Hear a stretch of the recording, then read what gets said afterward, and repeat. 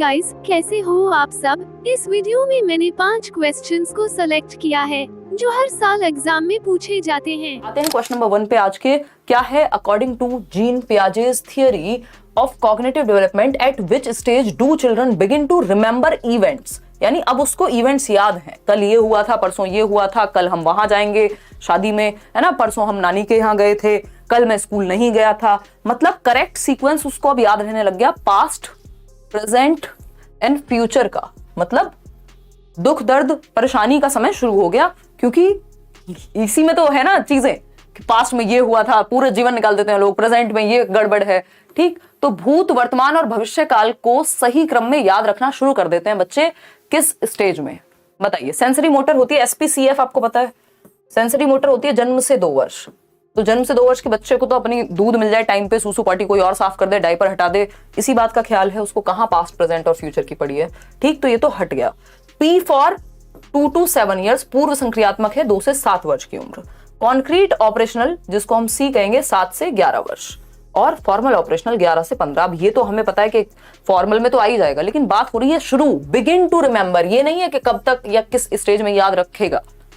तो ये भी हट गया। प्री ऑपरेशनल इसलिए हट गया क्योंकि हम, आपको याद होगा, चीजों को कनेक्ट करके पढ़ना है। सीरिएशन की कहानी याद होगी आपको कि सीरीज में लगाना। भाई पास्ट, प्रेजेंट और फ्यूचर क्या है? एक सीरीज है, एक क्रम है। तो बच्चा क्रम में लगाना, चाहे वो किसी लेंथ के आधार पे हो, डेज के आधार पे हो, छोटे से बड़ा, बड़े से छोटा, जो क्रम में लगाना है। सीरिएशन कब आता है? CCS से याद करिए, कॉन्क्रीट ऑपरेशनल में। और तभी पास्ट, प्रेजेंट और फ्यूचर का करेक्ट सीक्वेंस उसको सेट होगा दिमाग में। कुछ बच्चे हो सकते हैं जिनको ये पहले आ जाए, अगेन वो पियाजे का क्रिटिसिज्म बन जाएगा, क्योंकि वो उनका अनुभव है, उनको माहौल कैसा मिला है, उनको ट्रेनिंग या एक्सपीरियंस कैसा मिला है। तो उस चक्कर में कई बार ऐसा हो सकता है कि किसी स्टेज से पहले किसी बच्चे में कोई गुण आ जाए, बट जनरली जो माना जाता है पियाजे की स्टेज के अकॉर्डिंग, वो कॉन्क्रीट ऑपरेशनल स्टेज है। ठीक है जी। मूर्त संक्रियात्मक अवस्था, अब उसको पता है कि कल क्या था और परसों क्या था। ये 2 फरवरी 2023 मॉर्निंग शिफ्ट का पेपर 1 है। अब आते हैं क्वेश्चन नंबर 2 पर। बहुत लेंथी क्वेश्चन है। आप ये देखेंगे एक शिफ्ट में 4 क्वेश्चन तक पियाजे से आए हुए हैं, अगर कंस्ट्रक्टिविज्म को भी जोड़ दें, क्योंकि कंस्ट्रक्टिविज्म भी क्या है? पियाजे का ही टॉपिक हुआ, पियाजे जुड़े हुए हैं उससे, है ना। क्वेश्चन नंबर 2 देखिए, a student observes that stick A is larger than stick B। ये हम बहुत पहले से डिस्कस करते आ रहे हैं, जब से इस तरह क्वेश्चन पूछे नहीं जाते थे तब से। 27 जनवरी 2023 पेपर 1 है। एक बच्चा है जो ऑब्जर्व करता है, जो निरीक्षण करता है, जो अवलोकन करता है कि एक स्टिक है, एक छड़ी है, एक लकड़ी है या व्हाटएवर, जो स्टिक A इज लॉन्गर, या फिर क्या लिखा है यहाँ पे, लार्जर देन स्टिक B। मतलब हम ये कह सकते हैं कि ये है स्टिक A, ये स्टिक A है, ये स्टिक B है। आपको पता है ये स्टिक B क्या हो गई? छोटी हो गई स्टिक A के सामने। बात सही है। And B is larger then C। B is larger then C। A बड़ा है B से और B बड़ा है C से। ये बात हम समझ पा रहे हैं। एक बच्चा है जिसको, जो ये पता लगा पा रहा है, बच्चे के लिए तो लिटिल साइंटिस्ट है ना पियाजे के अनुसार, बच्चे नन्हे वैज्ञानिक हैं। ठीक, based on this observation the student infers that stick A is larger than stick C, but when asked same problem verbally he fails to make correct inference. Inference होता है अनुमान लगाना। According to Piaget's theory, the student is at which stage of cognitive development? यानी एक विद्यार्थी निरीक्षण करता है कि एक छड़ी है या एक स्टिक है, जो कि A नाम उसका रख दिया, B से लंबी है और B जो है वो C से लंबी है। ये उसके हाथ में छड़ी हो सकती है, उसके दिमाग में या फोटो देख के वो ऐसा कह पा रहा है। मतलब क्या हुआ? ये क्या जवाब दे रहे हैं आप लोग? D। 37% लोग। भाई साहब इसमें तो आपको चक्कर आ गए इसका मतलब। चलिए कोई बात नहीं, देखते हैं। इसका सिंपल मतलब है, एक स्टिक है स्टिक A, दूसरी स्टिक है स्टिक B और तीसरी स्टिक है स्टिक C। ये है A स्टिक, ठीक है ना, ये है स्टिक A, ये है स्टिक, ये है स्टिक B, जो A सबसे A बड़ा है B से। अब आती है स्टिक C, तो स्टिक B बड़ी है स्टिक C से, यानी A इज बिगर और larger than B and B is larger then C। या फिर आप इसको ऐसे भी देख सकते हो कि जो B है वो A से छोटा है और जो C है वो B से छोटा है। यानी सबसे लंबा यहां पे कौन हुआ? लार्जर कौन हुआ? A is greater than B and C both. मान सकते हैं ये बात। अब ये इन्फेरेंस निकाला बच्चे ने, जब उसको ये स्टिक दिखाई गई, पिक्चर दिखाई गई, समझ में आ गई बात। लेकिन जब उससे ये बात वर्बली पूछी गई, यानी मौखिक रूप से जब पूछी गई, तो वो घबरा गया। जब सामने उसको कुछ प्रेजेंट नहीं किया, मूर्त रूप में कुछ नहीं दिखाया, कॉन्क्रीट दिखाया ही नहीं जिसको वो टच और फील कर सके, उसको दिमाग में सोचने को कहा गया। ठीक है ना, बताइए कौन सी स्टेज है ये? तो eight which stage of cognitive development, जो बच्चा है वो पियाजे की किस स्टेज पर है, बताएगा कोई? मन कर रहा है किसी का? क्या कह रहे हो? जवाब दे चुके हैं हम तो पोल में ही। 31% लोगों को ये कॉन्क्रीट ऑपरेशनल लग रहा है और फॉर्मल ऑपरेशनल तो लग ही नहीं रहा किसी को। देखो, फॉर्मल ऑपरेशनल में ये वाले जवाब बच्चा नहीं दे पाता, क्योंकि ये थोड़ा सा लॉजिक वाली चीज हो जाती है और लॉजिक यहाँ नहीं होता। ये जो प्री ऑपरेशनल स्टेज है जिसको कह रहे हैं 37% लोग, तो ये सही नहीं होगा। सेंसरी मोटर में तो मतलब ही नहीं है इसका। फॉर्मल ऑपरेशनल तो इसके और आगे की बात हो गई। यहाँ पे तो वो वर्बली भी बता देता, क्योंकि एब्स्ट्रैक्ट फॉर्म में पूछा है ना आपने वर्बली, तब भी बता देता है। यहाँ तो एब्स्ट्रैक्ट थॉट भी आ जाता है, मूर्त भी। तो ये है बच्चा कॉन्क्रीट ऑपरेशनल पे। क्यों? क्योंकि वो बता पा रहा है देख करके, मूर्त रूप में पिक्चर देख के, या उसके सामने इमेज है कोई, या फिर उसके सामने आपने रख दिए हैं दोनों स्टिक्स या तीनों स्टिक्स, तो वो बता पा रहा है। लेकिन जैसे आप वर्बली पूछ रहे हैं तो वो थोड़ा कंफ्यूज हो जा रहा है। ये वो स्टेज है जब आपको चीजों को मूर्त रूप में प्रेजेंट करना होता है, चार्ट के थ्रू, या असली कोई 3D मॉडल ले गए आप। ठीक है ना, 7 से 11 वर्ष। तो ये सही उत्तर इसका ए ऑप्शन है। ठीक है, इतनी बात क्लियर है? पोल बहुत जल्दी गायब कर दिया। चलिए आगे बढ़ते हैं क्वेश्चन नंबर 3 पर। बताइएगा, जवाब दीजिएगा। इसको ट्रांजिटिविटी बोलते हैं। ए बड़ा है बी से, बी बड़ा है सी से, तो A is bigger than B and C both. ये ट्रांजिटिविटी है।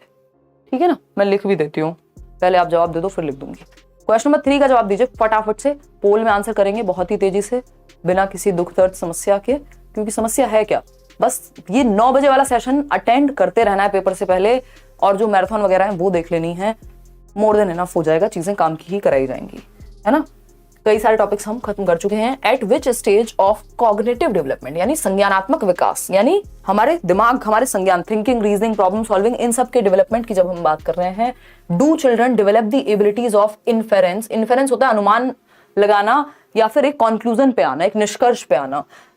एंड एब्स्ट्रैक्ट लॉजिक, यानी बच्चा अब एक अनुमान लगाने लगा है और अमूर्त चिंतन आ गया, यानी वो अब एक निष्कर्ष पे पहुंच जाता है कि भैया ये बड़ा है इससे, या व्हाटएवर उसके सामने कोई भी प्रॉब्लम आती है तो वो एक निष्कर्ष पे पहुंचता है, एक अनुमान लगा पाता है, हाइपोथेसाइज कर पाता है किसके बारे में, और अमूर्त चिंतन आ गया है।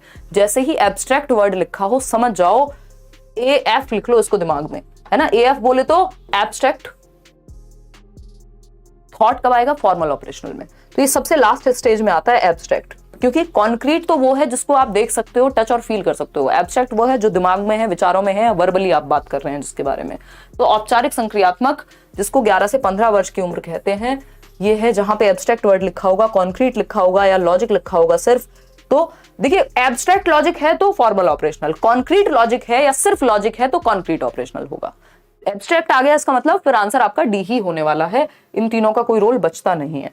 आगे बढ़ते हैं। ये 1 फरवरी को पेपर 2 में आया हुआ है, आसान सा क्वेश्चन है ना। आप देखेंगे कभी तो पेपर 1 में आसान क्वेश्चन आ जाएंगे और कभी पेपर 1 के क्वेश्चन आपको मुश्किल लगेंगे, पेपर 1 के तो पेपर 2 के आपको इजी लग सकते हैं। तो इसका कुछ फिक्स्ड रूल नहीं है कि पेपर 1 है तो मुश्किल आएगा, ऐसा कुछ नहीं है। यहाँ पे स्पेशली CDP में सब कुछ सेम है, सिलेबस सेम, हिंदी में भी यही है, इंग्लिश में भी यही है ना, लेवल सेम। उन्हीं क्वेश्चंस में से उठा के आपको पेपर 1 में क्वेश्चंस मिल जाएंगे, किसी सेट में कैसे क्वेश्चन, किसी में कैसे। क्वेश्चन नंबर 4 देखिए, in Jean Piaget's theory dash is said to occur when the child modifies the existing schemas to account for a new experience. इसमें बहुत लोग गड़बड़ करते हैं, इसमें बहुत लोग क्या करते हैं, गड़बड़ करते हैं। इसमें नहीं, इसमें नहीं करेंगे। एक और क्वेश्चन है, ये तो मैंने आपको बता दिया ना, मॉडिफिकेशन के बारे में तो कल बताया था, एडजस्ट करना, मॉडिफाई करना, चेंज करना। चेंज तो खैर दोनों ही प्रोसेसेस में होता ही है।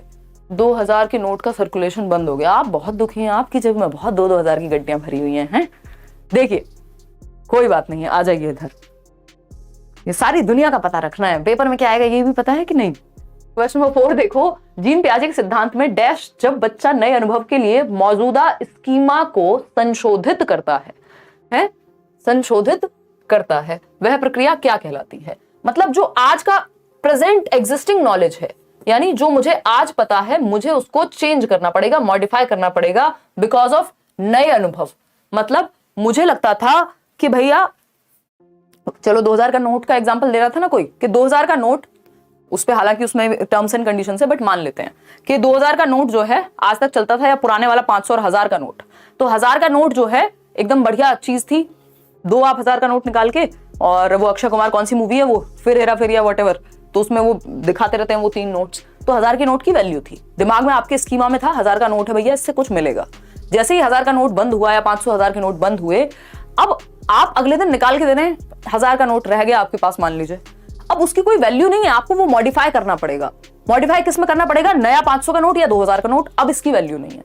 मॉडिफिकेशन में आपको एकोमोडेट करना पड़ता है ना, एकोमोडेट करना पड़ता है। यदि आप पुरानी जानकारी को चेंज कर रहे हैं, मॉडिफाई कर रहे हैं, एडजस्ट कर रहे हैं उसमें कुछ, तो एकोमोडेशन कहलाता है समायोजन। अगर आप कुछ ऐड कर रहे होते, मान लीजिए 500 और 1000 के नोट चल रहे होते और एक 2000 का नोट और आ जाता, तो आप एसिमिलेट कर लेते बस, ठीक है ना। तो यहाँ पे सिंपल समायोजन या संगठन जैसा यहाँ कुछ हुआ नहीं है, मेटाकॉग्निशन और स्कैफोल्डिंग का यहाँ कोई संबंध बनता नहीं है। आगे बढ़ेंगे क्वेश्चन नंबर 5 पर। ये कब हुआ, अरे उसमें कुछ चीजें हैं कि मतलब 30 सितंबर तक का टाइम वाइम है, चीजें हैं, कितनी चिंता है लोगों को, बहुत दबे हुए नोट पड़े हुए हैं। देखो एक बार क्वेश्चन नंबर 5, क्वेश्चन नंबर 5 क्या कहता है, 1 फरवरी 2023 पेपर 2 है ये। क्या कहा है, पियाजे की थियरी में, यानी in Jean Piaget's theory, egocentrism refers to, यानी अहम केंद्रता किस मायने क्या है पियाजे के सिद्धांत के अनुसार। तो अहम केंद्रता होती कहां है, ईगोसेंट्रिक कब होता है बच्चा, सेल्फ सेंटर्ड जिसको हम बोल रहे हैं, 2 से 7 वर्ष में। 2 से 7 वर्ष बोले तो प्री ऑपरेशनल स्टेज, पूर्व संक्रियात्मक अवस्था, SPCF में P है ये, ठीक है जी। तो अगर हम बात करें ईगोसेंट्रिक या ईगोसेंट्रिज्म का मतलब क्या है, ये पूछा है, डी ऑप्शन 54% लोग सही उत्तर दे रहे हैं। पहला ऑप्शन है, अब सही है कि गलत वो देखेंगे, the ability to consider more than one aspect of the situation at a time, ये ईगोसेंट्रिज्म है भैया। ये तो ईगोसेंट्रिज्म का जाना है कि आप एक से ज्यादा पहलू देख पा रहे हैं किसी समस्या के। The tendency to organise thinking process into psychological structures, इसको ऑर्गेनाइजेशन कहते हैं। कल हम पढ़ रहे थे ना अडेप्टेशन, ऑर्गेनाइजेशन, तो ये संगठन कहते हैं कि जब आप अपनी मानसिक संरचनाओं के आधार पर जानकारी को संगठित कर रहे हैं कि ये इस बारे में है, ये इस बारे में है, ये इस बारे में है। सी ऑप्शन है the use of existing schemas to make sense of the world, तो ये तो भाई साहब आप अडेप्ट कर रहे हैं। डी ऑप्शन है the tendency to see the world and the experiences of others from one's own view point, यानी दुनिया को देखने का जो चश्मा है वो आपका अपना है। लोग क्या फील कर रहे हैं आपको फर्क नहीं पड़ता, आप कैसा महसूस करते हैं उस चीज के बारे में वैसा आप सोचते हैं, है ना।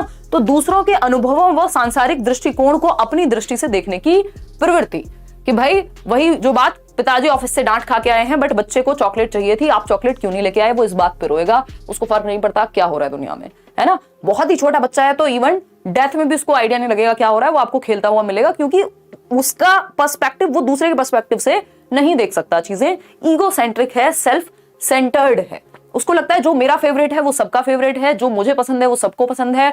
डोरेमोन बुरा है, आपने कैसे कह दिया, वो वाला कार्टून खराब है, शिनचैन बुरा है, लड़ाई करना शुरू कर देगा, क्यों, क्योंकि उसको शिनचैन पसंद है तो वो एक्सपेक्ट करेगा सबको पसंद होगा।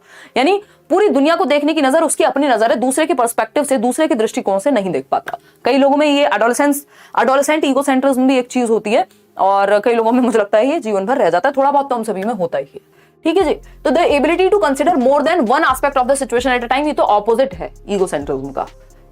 तो D option is the right answer over here. Class समाप्त हुई, मिलते हैं नेक्स्ट क्लास में, टिल देन बाय बाय।